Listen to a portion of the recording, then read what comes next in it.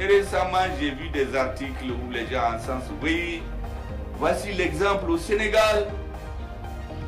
D'ailleurs, ça montre qu'on peut tout faire sans faire de coup d'État. Mais c'est des histoires. Le Sénégal, ce n'est pas la démocratie qui a amené le nouveau président. Moi, je veux que ça soit très clair. C'est le peuple sénégalais qui l'a imposé.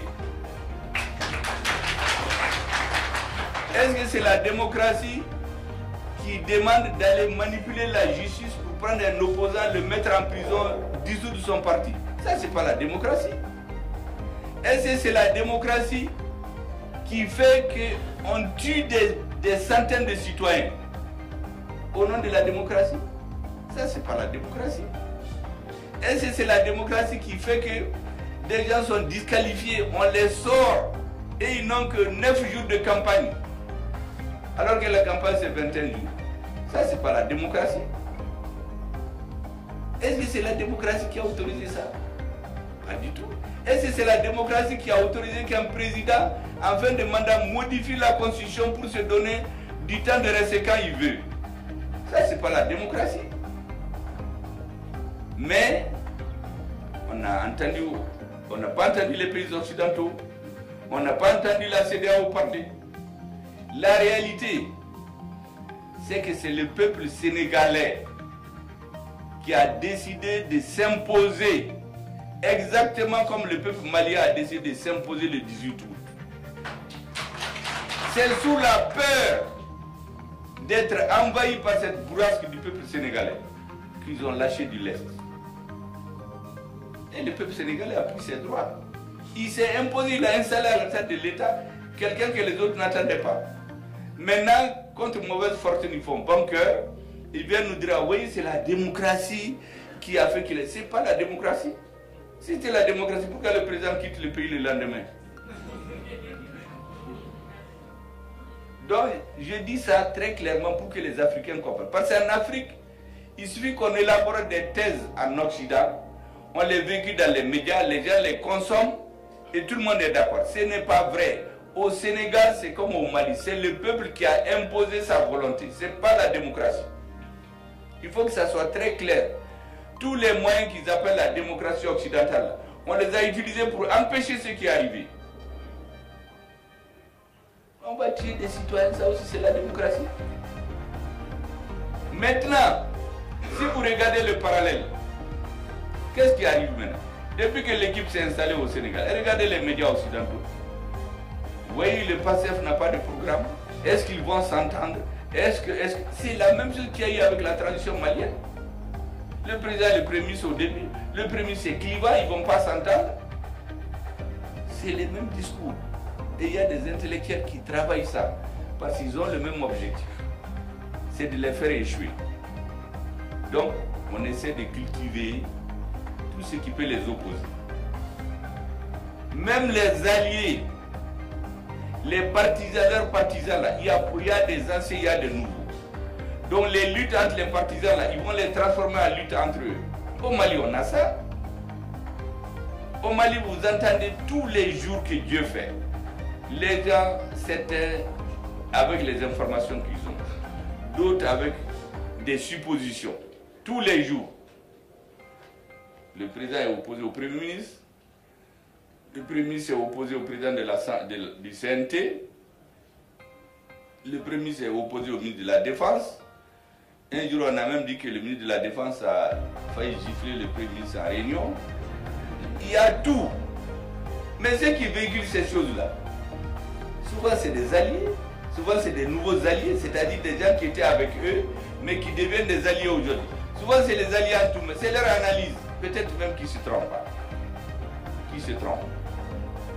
Mais il appartient à ceux qui dirigent d'avoir la tête froide et se dire qu'ils sont dans le même bateau. Sonko et Faye étaient dans la même pirogue. Le peuple sénégalais les a pris, les a mis dans un bateau. Ce bateau-là, tous ceux qui viennent rentrer là-dedans doivent les aider à l'amener à bon port. Mais là-dedans, il y a des bagarres entre eux.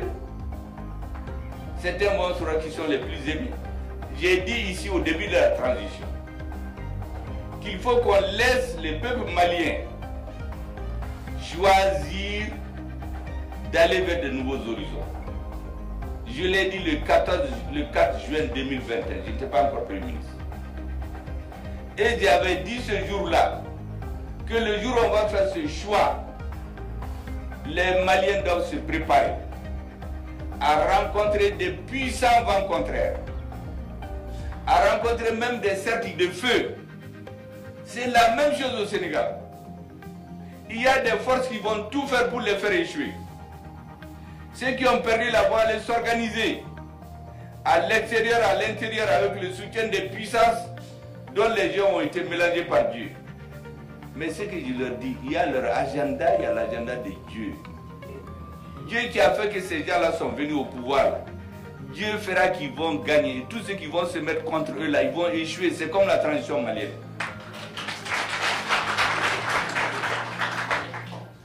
Chez nous, notre chance, c'est qu'on a à la tête une équipe qui a des chemins différents, mais qui comprennent pourquoi ils sont là et d'où est-ce qu'ils sont venus.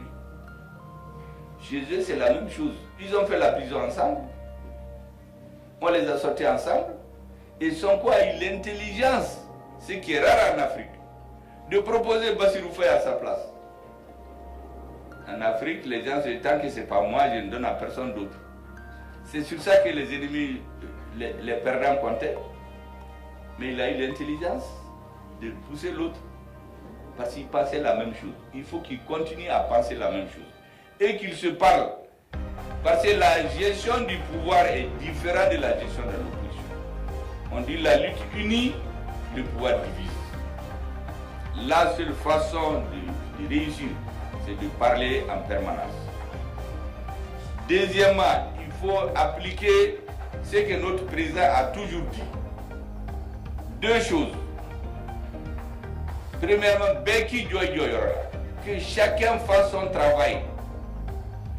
Les militaires qui vont libérer Kidal, le Premier ministre ne peut pas aller les haranguer et faire le travail à leur place. Chacun fait son travail. Il y a un président, il y a un Premier ministre. La deuxième chose, le président nous le répète régulièrement. Il dit d'avoir enterré le centre de gravité du pouvoir de la transition, c'est le peuple. C'est encore plus fort et plus d'actualité au Sénégal. C'est le peuple qui a imposé ce pouvoir. Et les intérêts du peuple, les engagements de départ, rien ne doit les amener à s'en éloigner. Parce que les adversaires vont monter des astuces, les nouveaux amis pour les éloigner petit à petit. Et quand il y a le fossé là, ils vont quitter et commencer à crier. Pour dire que c'est. Moi, je voulais faire ce parallèle là pour que les gens comprennent. Parce qu'il y a des gens paralysés politiquement au Mali, qui n'ont plus rien à dire, qui rebondissent sur le cas du Sénégal pour faire des articles. Ah oui, il y a la démocratie là-bas, notre pays aurait dû être... Chaque pays a son génie. Le Mali a utilisé son génie pour imposer les monnaies bodéum là, parce qu'il fallait que notre pays là, qui était divisé là, qu'on le réunisse. Il a besoin de ces militaires là. Au Sénégal, le peuple a eu son génie comme monnaie bodéum, et ils ont des problèmes qui ne sont pas comme au Mali. C'est des problèmes économiques qu'ils ont. Ils ont d'autres problèmes. Chaque peuple a son génie. Certains imposent des militaires parce qu'il y a l'insécurité chez eux. D'autres imposent des gestionnaires. Chaque peuple suit sa voie. L'essentiel, c'est que le pouvoir suive ce pourquoi il a été élu.